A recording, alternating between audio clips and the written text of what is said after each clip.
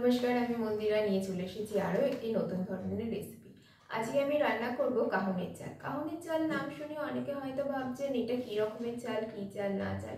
তো অনেকেই আমরা শ্যামা চালের নাম শুনেছি। শ্যামা চাল আসলে কি, এটা কেমন করে রান্না করতে হয় বা খেতে কেমন, এর স্বাদটা কেমন আসলে সেটা কিন্তু আমরা অনেকেই জানি না। কিন্তু হিন্দি ভিডিওতে আমরা অনেক সময় দেখি ব্রত কা চাওয়াল, ব্রত কি চাওয়াল কি খিচড়ি, এগুলো কিন্তু আমরা ক্যাপশনে অনেকেই অনেক সময় দেখে থাকি। আসলে শ্যামা চালটা কি সেটা কিন্তু আজকে আমি আপনাদের সাথে শেয়ার করব। এখানে দেখতে পাচ্ছেন যে আমি নিয়ে নিয়েছি শ্যামা চালের একটি 200 গ্রামের প্যাকেট। এখানে আমি গণেশ কোম্পানির শ্যামা চাল ব্যবহার করছি।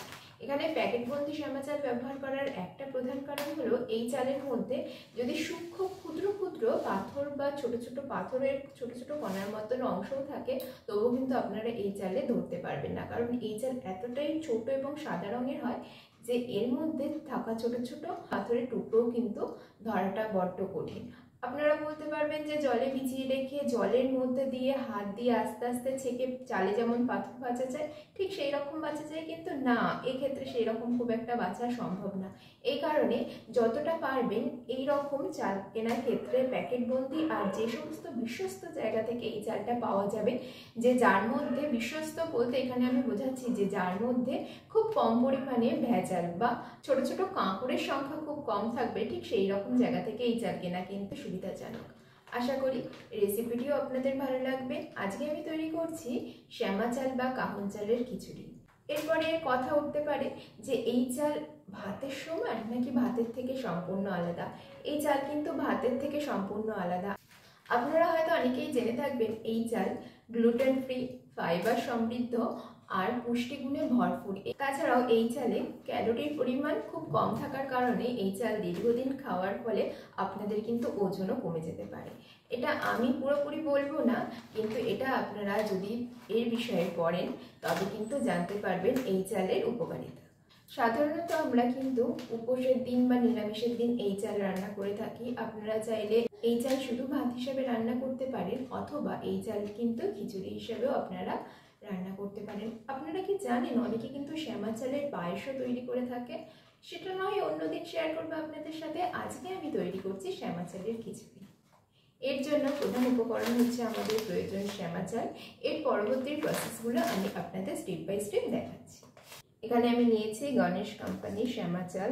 এখানে আমি নিয়ে নিলাম 1.5 কাপ অনুযায়ী শ্যামা চাল। এখানে প্রথমে আমি 1 কাপ নিলাম, এরপর আমি এখানে আরও হাফ কাপ অ্যাড করলাম, তাহলে আমার এখানে টোটাল হয়ে গেল 1.5 কাপ শ্যামা চাল বা কাহুনের চাল। এরপর চালটাকে কিন্তু আমরা ভালো করে বেছে নেব। দেখে নিতে হবে যাতে এর মধ্যে কোনো ছোটো রকম কাঁকড় না থাকে, এই কারণে এটা কিন্তু প্রথমে ভালো করে বেছে নিতে হবে। এরপর এই চালটাকে কিন্তু 30 থেকে 45 মিনিটের জন্য জলের মধ্যে ভিজিয়ে রাখতে হবে। আর এর সমপরিমাণ অর্থাৎ 1.5 কাপ কিন্তু আমরা এখানে ডাল নিয়ে নেব। এখানে কিন্তু আমি মুগের ডাল ব্যবহার করছি। এখন আমি এই শ্যামা চালটাকে কিন্তু জলের মধ্যে ভালো করে ভিজিয়ে নেব। শ্যামা চালের ক্ষেত্রে প্রতিবারই কিন্তু আপনারা যখন এই চালটাকে ভেজাবেন এর আগে এটাকে 2 থেকে 3 বার ভালো করে ধুয়ে নেবেন, যাতে এর মধ্যে কোনো রকম ধুলো না থাকে। এই কারণে এটা কিন্তু প্রতিবারই ভালো করে ধুয়ে নিতে হবে। দেখেই বুঝতে পাচ্ছেন যে একদমই কিন্তু মিহি, কিছুই কিন্তু বোঝা যাচ্ছে না। হাত দিলে অনুভব করা যাচ্ছে যে ছোট ছোট দানা দানা এক রকমের বীজ বা দানা শস্য হওয়ার কারণেই কিন্তু এটা প্রধানত গোল। এখন এটাকে কিন্তু আমি ভালো করে ধুয়ে নিয়েছি। এখন এর মধ্যে আমি পর্যাপ্ত পরিমাণে জল দিয়ে এটাকে ভিজিয়ে রাখবো বেশ কিছুক্ষণের জন্য। এটাকে আমি ঢাকা দিয়ে রাখলাম। এর পাশাপাশি আমি আপনাদের দেখিয়ে দিই যে শ্যামা চাল আসলে দেখতে কীরকম হয়। এখানে আমি নিয়েছি কিছু পরিমাণ শ্যামা চাল। আপনারা দেখতে পাচ্ছেন যে একদম ছোট্ট ছোট্ট দানা কিন্তু এই চালের রয়েছে, গোল গোল ছোট্ট ছোট্ট ক্ষুদ্র আকৃতির দানা। আসলে এর নাম কাহুন চাল, শ্যামা চাল, শ্যামা রাইস বা ব্রত কি চাওয়াল বলে অনেকে চেনে। সঙ্গে নিয়ে নিলাম 1.5 কাপ অনুযায়ী মুগের ডাল। সমপরিমাণ দেওয়ার চেষ্টা করবেন। যদি মনে হয় সমপরিমাণ দেওয়া সম্ভব না, তবে কিন্তু ডালের পরিমাণটা সামান্য একটু কমিয়ে দেবেন। এক্ষেত্রে চালের পরিমাণ কমানোর খুব একটা প্রয়োজন নেই। ঠিক একই রকমভাবে ডালটাকেও কিন্তু আমরা ভালো করে বেছে নেবো, যাতে এর মধ্যে ছোট ছোট অন্য ডাল বা পোকা বা অন্য কোনো দানা না থেকে যায়। আপনারা দেখেই বুঝতে পারছেন এখানে কিন্তু একটা ছোট্ট তিসির দানা বা যেটাকে আমরা ফ্লেক্স সিড বলে চিনি সেই দানা কিন্তু রয়েছে। এটাকে কিন্তু আমি বাদ দিয়ে দিলাম। ভালো করে ডালটা বেছে নেওয়ার পর এটাকেও আমরা জলে ভিজিয়ে রাখবো আধা ঘন্টা থেকে 45 মিনিটের জন্য। এর পাশাপাশি আমি কিন্তু কিছু পরিমাণ সবজি কেটে নেব, যেগুলো খিচুড়ির মধ্যে সাধারণত আমরা ব্যবহার করে থাকি। প্রত্যেকটা বাঙালি বাড়িতেই কিন্তু খিচুড়ি প্রায়শই হয়ে থাকে, সেটা শীতকালে বেশি আর পুজোর সময় কিন্তু প্রায় প্রত্যেকের বাড়িতেই হয়ে থাকে।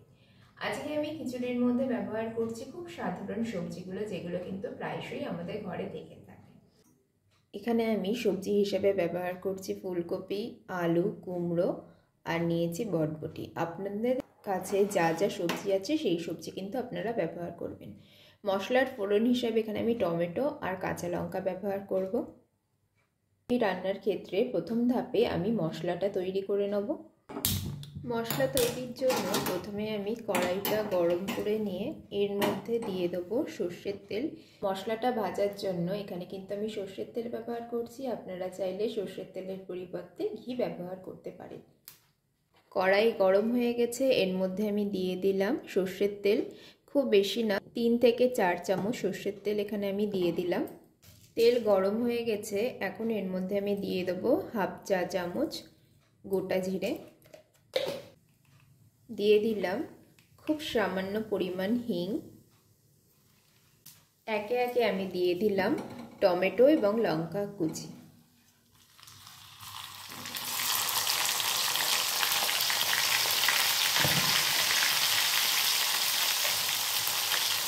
এরপর এটাকে আমি ভেজে নেব ভালো করে।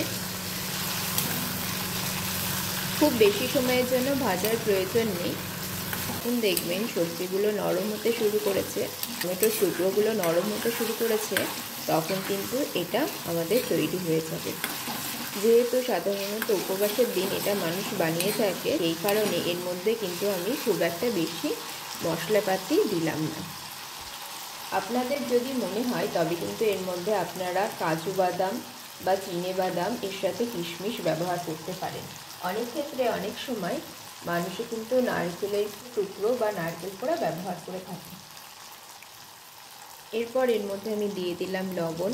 লবণটা কিন্তু আপনাদের যতটা পরিমাণ খিচুড়ি রান্না করবেন ঠিক সেই অনুপাতে ব্যবহার করবেন। এখানে আমি 1.5 চামচ লবণ ব্যবহার করছি।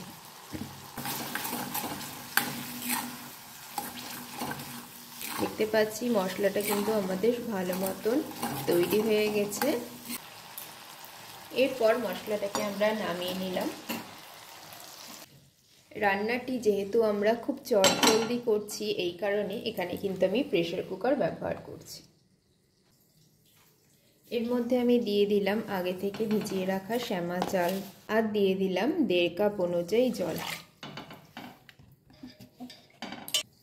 দিয়ে দিলাম আগে থেকে ভিজিয়ে রাখা মুগের ডালটা। 1.5 কাপ চাল অনুযায়ী যেহেতু 1.5 কাপ জল দিয়েছি, এর সাথে সাথে আমরা ডালের পরিমাণ অনুযায়ীও কিছুটা জল মিশিয়ে দিলাম। এর সাথে দিয়ে দিলাম আগে থেকে কেটে রাখা সবজিগুলো।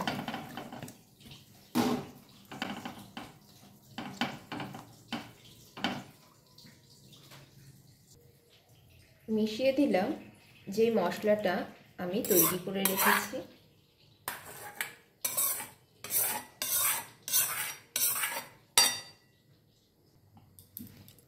একবার ভালো করে এগুলোকে আমরা মিশিয়ে নেব। দিয়ে দিলাম হলুদ, সামান্য পরিমাণ লবণ আরও একটু আমি মিশিয়ে দিলাম।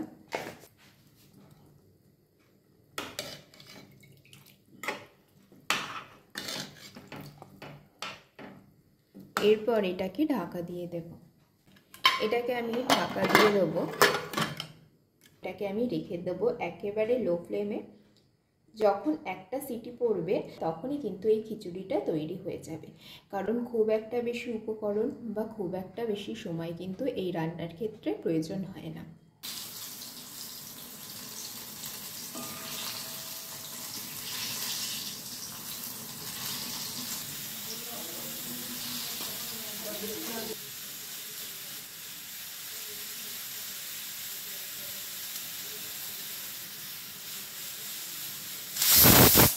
প্রেসারের সিটি পড়ে গেল, এটাকে আমি বন্ধ করে দেবো আর রেখে দেবো ঠান্ডা হওয়ার জন্য। যখন প্রেসারটা নিচে থেকে একা ঠান্ডা হয়ে যাবে তখন কিন্তু এটাকে খুলে নেবার পালা।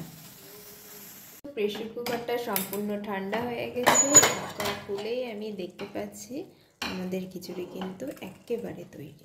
এখনও একটু টকবক করছে, এতে খুব একটা অসুবিধা নেই। ভালো করে ওপর নিচ নাড়িয়ে নিতে হবে, কারণ শ্যামা চাল কিন্তু কড়াইয়ের নিচে পাত্রের নিচে আটকে যাওয়ার সম্ভাবনা খুব বেশি থাকে। আবারও এটাকে আমি একসাথে ভালো করে মিশিয়ে নিলাম।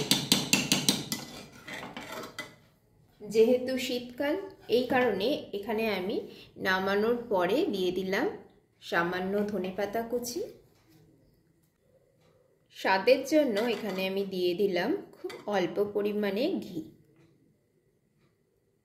আপনারা চাইলে কিন্তু এর মধ্যে গরম মশলার গুঁড়ো ব্যবহার করতে পারেন, কিন্তু এখানে আমি গরম মশলার গুঁড়ো ব্যবহার করিনি, কারণ প্রত্যেকটা খাবারের মধ্যে যদি একই রকমের সব মশলা দিই তাহলে খাবারের আসল স্বাদ কিন্তু আমরা বুঝতে পারবো না।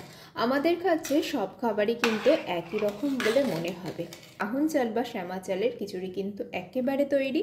খুব সাদা মাটা ভাবে কিন্তু এই রান্নাটি আমাদের তৈরি হয়েছে। এরপর এটাকে আমি আবারও 1 থেকে 2 মিনিটের জন্য ঢাকা দিয়ে রেখে দেবো, যাতে ঘিয়ের ফ্লেভারটা সম্পূর্ণরূপে খিচুড়ির মধ্যে ছড়িয়ে যায়। 2 মিনিট পর আমি ঢাকাটি খুলে নিলাম।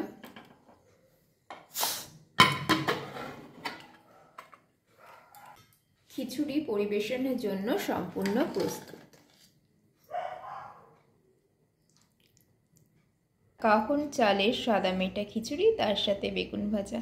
আশা করি ভিডিওটি আপনাদের প্রত্যেকের ভালো লাগবে। শীতকালে এইরকম ধোয়া ওঠা খিচুড়ি, তার সাথে যদি কোনো ভাজা হয়, সত্যি রাত্রিটা হয়তো খুবই জমে যাবে। শীত হোক বা বর্ষা, সারা বছরই কিন্তু এই রেসিপিটি আপনারা ঘরে করতে পারেন। আশা করি ভিডিওটি আপনাদের প্রত্যেকের ভালো লাগবে। সবাই ভালো থাকুন এবং সুস্থ থাকুন। দেখা হবে অন্য কোনো ভিডিওতে অন্য কোনো রেসিপি নিয়ে।